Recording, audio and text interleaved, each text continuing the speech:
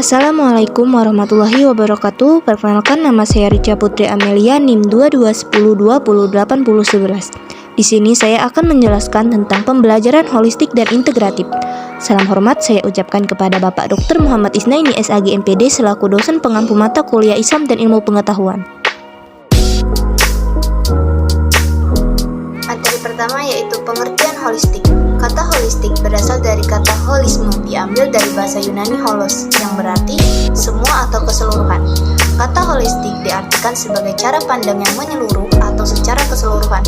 Merujuk pada KBBI, kata holistik diartikan sebagai suatu cara pendekatan terhadap suatu gejala atau masalah, dengan meneliti gejala atau masalah tersebut sebagai satu kesatuan yang utuh.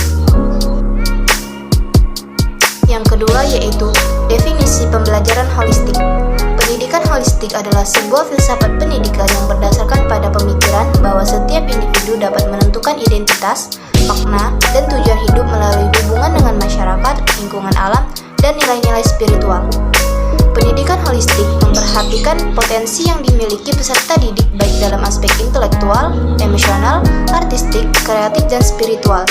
Dari beberapa penjelasan yang telah dipaparkan dapat dipahami bahwa pembelajaran atau pendidikan holistik merupakan pembelajaran yang mengembangkan seluruh potensi yang ada pada diri peserta didik baik dari aspek kognitif, afektif, fisik, sosial, estetika, dan spiritual.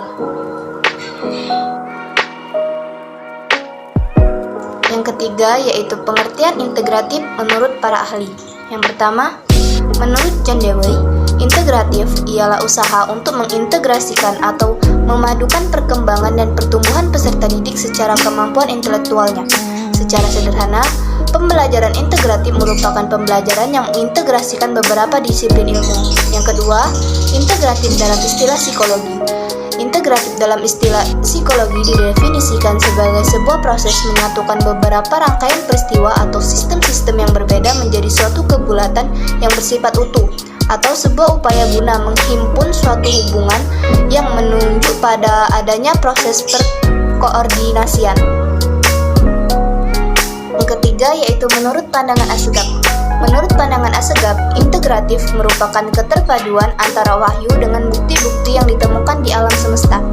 Integratif di sini bukan berarti antara berbagai ilmu tersebut dilebur menjadi satu bentuk ilmu yang identik, melainkan corak, karakter, dan hakikat antara ilmu-ilmu tersebut terpadu dalam kesatuan dimensi, material spiritual, ilmu umum dan ilmu agama, akal wahyu, jasmani rohani, serta dunia dan akhirat. Yang keempat yaitu definisi pembelajaran integratif. Pembelajaran integratif merupakan pembelajaran yang mengoptimalkan penggunaan lingkungan dan konteks kehidupan sehari-hari siswa sebagai sumber belajar.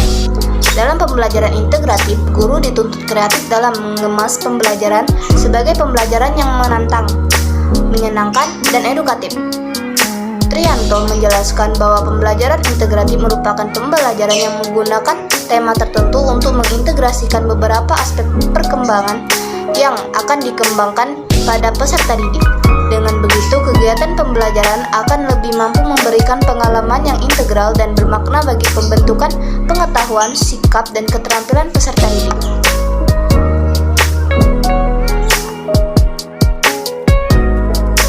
Yang terakhir yaitu definisi pembelajaran holistik integratif.